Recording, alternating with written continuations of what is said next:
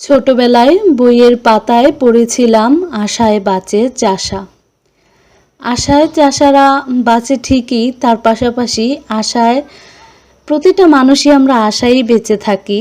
তার মধ্যে অন্যতম হচ্ছে মধ্যবিত্তরা, যারা আশা করে, স্বপ্ন দেখে যে তাদের নিজেদের বাড়ি হবে, তারা পড়ালেখা শেষ করবে, একটা ভালো জব করবে, হয়তো বা বিদেশে যাবে, সেখান থেকে টাকা পয়সা কামাই করে নিয়ে এসে বাড়িতে এসে একটা ছোটোখাটো ব্যবসা বাণিজ্য করবে, একটা দোকান দিবে, লাইফটাকে গুছিয়ে নিবে। তেমনি প্রত্যেকটা মধ্যবিত্ত পরিবারের বউদেরও কিন্তু এরকম অনেক স্বপ্ন আশা থাকে যে ছোট ছোট করে একটা একটা জিনিস কিনবে, তার নিজের ঘরটাকে সাজাবে, স্বপ্ন দেখে। তো আমরা প্রতিটা মানুষই আসলে আশাই বেঁচে থাকি। আজকে অনেক সকালবেলা উঠে হচ্ছে আমাদের বাড়ির পেছনের যে জায়গাটা আছে সেখান থেকে বেশ 4-5 বস্তা হচ্ছে শুকনো পাতা, শুকনো ঝরা পাতা, তারপর কিছু পাতাইনা ডালা টালা হচ্ছে এগুলা বস্তার ভিতরে ভরেছি। তো মানে ঝাড়ু দিয়ে পাতাগুলো এক জায়গায় স্তূপ করে তারপর হচ্ছে সেগুলো বস্তায় ভরেছি। তো মাই করছে, মা ঝাড়ু দিছে, তো আমি ওনার সাথে হচ্ছে, উনি ঝাড়ু দিয়ে দিয়ে স্তূপ করে দিছে, আমি হচ্ছে শুকনো পাতাগুলো হচ্ছে বস্তার মধ্যে ভরেছি, এখানে নিয়ে এসেছি।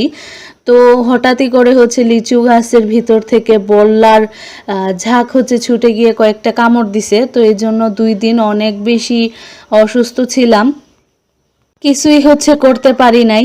একদম বল্লার কামড়ে হচ্ছে জ্বর চলে আসছিল। তো যাই হোক, নাপা টাপা খেয়ে হচ্ছে এখন একটু ভালো হয়েছি। তো ভাবলাম যে ভিডিওটা যেহেতু করা আছে, তো একটু আমার প্রিয় ভিউয়ার্স আপু ভাইয়াদের সাথে শেয়ার করি। এখানে হচ্ছে আমাদের ভাগিনাকে দিয়ে হচ্ছে গাছ থেকে ধুন্দুলটা পাড়ালাম আর কি। ও খুব মজা করে পারে। তো হঠাৎ করেই হচ্ছে মানে আজকে সকাল থেকে দেখতেছিলাম যে আকাশটা একদম অন্ধকার হয়ে রয়েছে, আকাশে বৃষ্টির ভার।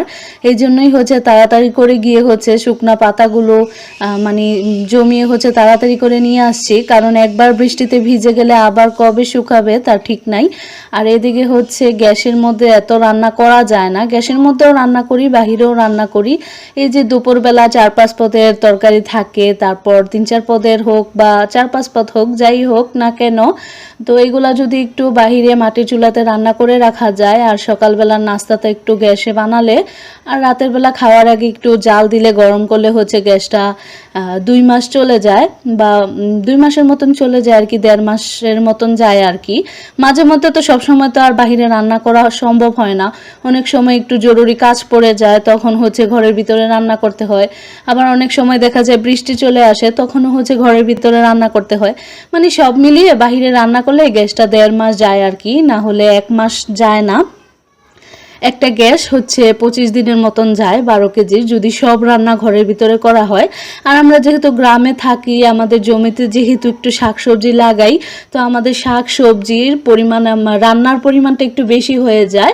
মাছ মাংস না থাকুক, এই শাক ওই শাক, এই সবজি হচ্ছে রান্না করতে করতে দেখা যায় যে অনেক দেরি হয়ে যায়। তো আবার মা দেখতে পেয়েছেন লাকড়ি খড়ি থুবানোর পর, জমানোর পর কিন্তু বৃষ্টি চলে আসছিল। বৃষ্টির যে আশঙ্কা করেছিলাম সেটা কিন্তু ঠিকই হয়েছিল, একদম মুষলধারে ঝরঝরিয়ে হচ্ছে বৃষ্টি পড়ছে। তো আমার কাছে বৃষ্টি খুবই ভালো লাগে।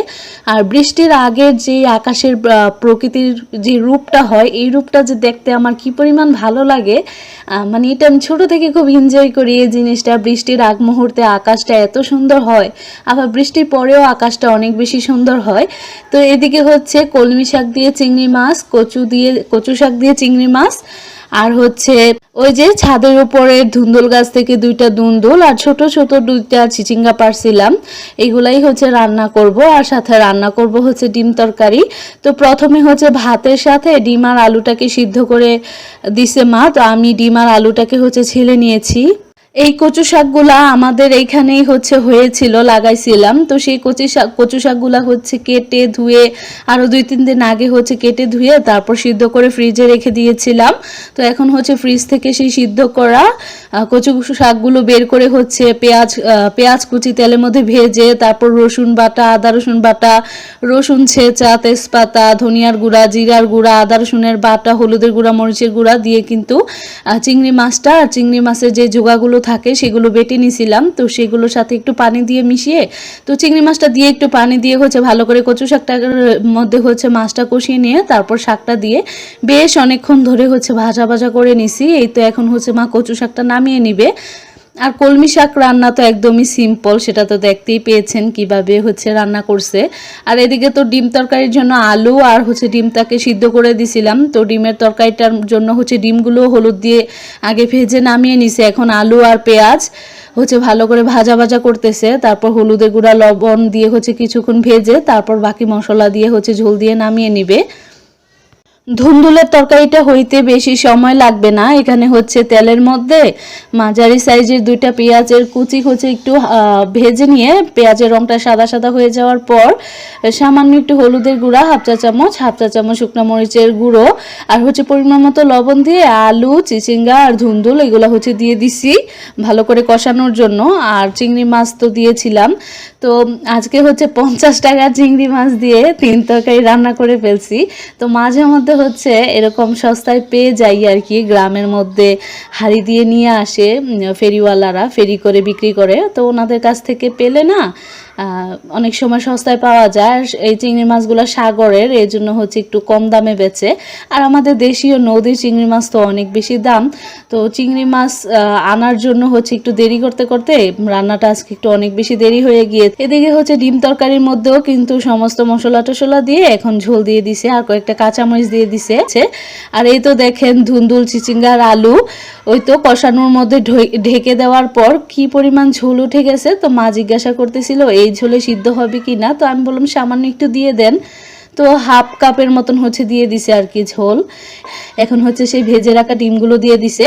আজকে হচ্ছে ডিম সিদ্ধ করার সময় একটা ডিম হচ্ছে ফেটে গিয়েছিল, তো এই জন্য ওটা আর কি ভেতর দিয়ে এরকম হয়ে গিয়েছে। তো ডিম তরকারি তারপর ধুন্দুলের তরকারি এগুলো হচ্ছে এখন ঘরে নিয়ে চলে আসছি। তারপর হচ্ছে সব কালির হাঁড়ি পাতিল ধুয়ে হাড়র ভেঙে তারপর যে কাজগুলো থাকে আর কি আমাদের মেয়েদের রান্না করার পর সেগুলো করে খাওয়া দাওয়া করে মানে গোসল করে নামাজ পড়ে জোহরের নামাজ পড়ে তারপর ভাত খেয়েছি। তো আমার আজকের রান্না বান্না কাজকর্ম এই পর্যন্তই দেখালাম। তো আজকের ব্লগটি হচ্ছে এই পর্যন্তই শেয়ার করতেছি। তো আমার প্রিয় ভিউয়ার্স আপু ভাইয়ারা, আজকে তো আমি একবারও বলতে হচ্ছে আমিই ভুলে গেছি যে এই ভিডিওটি যদি ভালো লেগে যায় তাহলে আমার ভিডিওটিতে একটি লাইক দিয়ে ভিডিওটি দেখা শুরু করবেন। আর পুরো ভিডিওটি দেখার পর যদি আমার ব্লগসটি দেখে ভালো লাগে, দিনের বেলায় চাঁদ, অসম্ভব সুন্দর একটা পরিবেশ।